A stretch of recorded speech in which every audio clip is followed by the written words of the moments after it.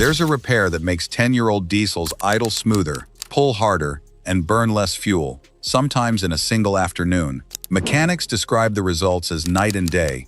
Owners say the car feels like the day they bought it. And yet most diesel drivers have never heard of it, because there's no warning light for the problem it fixes. I'm going to show you exactly what it is, what it costs, and how to tell if your car needs it. But fair warning, there's a cheap shortcut version of this fix being sold everywhere right now. And on a badly clogged engine, it does almost nothing. Before this video is over, you'll know how to tell the real fix from the expensive placebo. First, you need to understand what's actually happening inside your engine, because it explains why your diesel doesn't feel the way it used to. Your diesel is slowly suffocating, and it's been happening since the day you drove it home. Every modern diesel recirculates a portion of its own exhaust back into the intake. That's the EGR system, and it exists to lower combustion temperatures and cut emissions. Fine in theory, but exhaust carries soot. At the same time, your engine breathes oily vapor from the crankcase back through the intake too. Now picture those two meeting in your inlet manifold, hot soot and oil mist. Day after day, year after year. They combine into a thick, black, tar-like sludge. And it doesn't wash away, it bakes on. It coats the EGR valve. It lines the intake manifold. It builds up on the intake ports, layer upon layer, until passages that should be wide open are narrowed like a clogged artery. In bad cases, mechanics pull manifolds where more than half the airway is blocked solid. Here's the question that matters. If this is happening in basically every EGR-equipped diesel, why doesn't your car warn you? Because your engine's computer is covering it up. As airflow drops, the ECU quietly compensates, adjusting fuel delivery, adapting, masking the loss. The decline is so gradual, you adapt right along with it. The car gets a little lazier every month, and you just assume that's age. It's the boiled frog problem, except the frog is your engine, and you're the one who pays when the compensation runs out. And when it runs out, you feel it. See how many of these sound familiar? A lumpy, uneven idle, especially when cold. Hesitation when you put your foot down, like the car takes a breath before it goes. Noticeably weaker mid-range pull. Fuel economy that's drifted down over the years. Puffs of black smoke under acceleration. And in the worst cases, the car randomly dropping into limp mode with fault codes that seem to point everywhere and nowhere. Owners replace sensors, swap parts, chase ghosts, when the real problem is that the engine physically cannot breathe. Here's the part that ties into what we covered last time. That choked intake causes dirty, incomplete combustion. Dirty combustion makes extra soot, and extra soot is exactly what loads up your DPF. Mechanics see it constantly. Someone pays to have their particulate filter cleaned, and the warning light is back within weeks, because nobody fixed the clogged intake that was producing all that soot in the first place. Clean the filter without cleaning the intake, and you've treated the symptom and left the disease. So what's the fix? Here it is. A proper mechanical carbon clean. The intake manifold comes off, the EGR valve comes out, and every gram of that baked-on sludge gets physically removed. Not dissolved, not treated, removed. For the manifold and EGR valve, that means soaking and scraping the tar out by hand, or on some engines, replacing a badly coked EGR valve outright. For the intake ports and valves themselves, the gold standard is walnut blasting, crushed walnut shells fired by compressed air.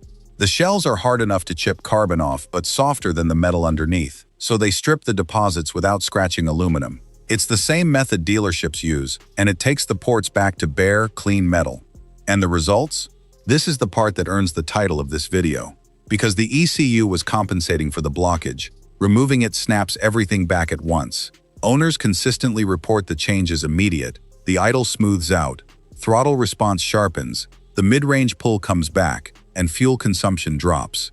One mechanic with 30 years in the trade describes the before and after as night and day. The engine isn't faster than it was new, it's simply back to what it was new. And after years of slow decline, that feels like a transformation.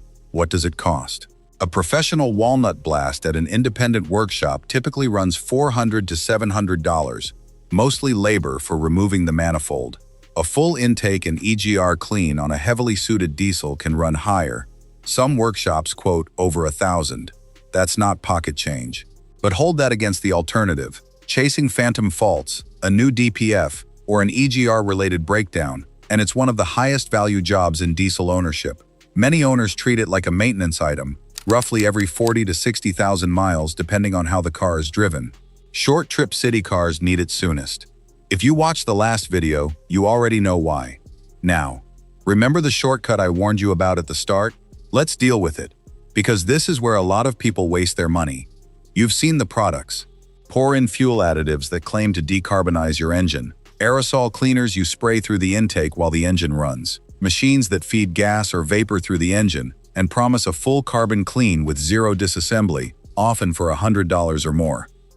Here's the honest picture. On light, fresh deposits, some of these have a place. A quality intake cleaner or a good fuel system treatment can slow the buildup down, and it can help keep a recently cleaned engine clean. As prevention, fine.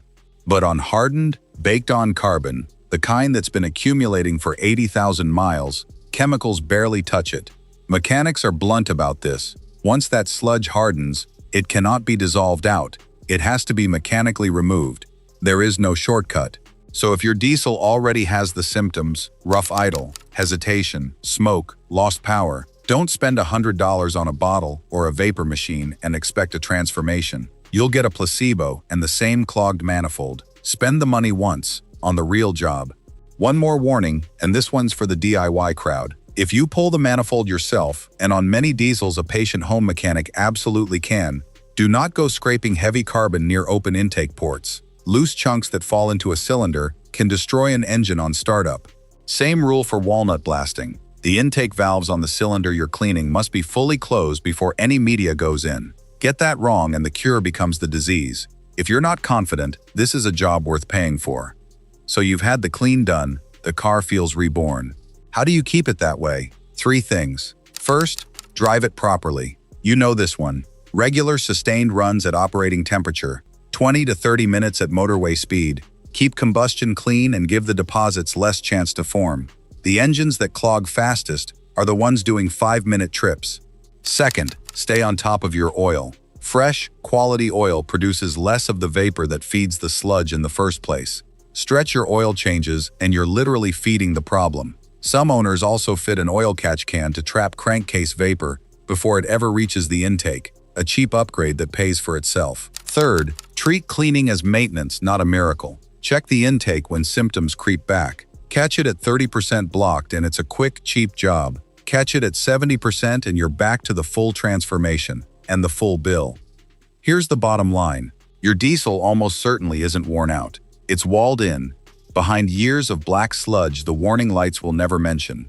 Remove it, and the engine you fell in love with is still under there. Same power, same smoothness, same economy, just waiting to breathe again.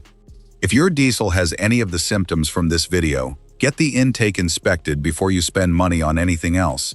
And tell me in the comments what year and engine you're running, because some diesels clog far faster than others, and that's exactly what the next video is about. The diesel engines that are famous for choking themselves, and whether yours is on the list. Subscribe so you don't miss it.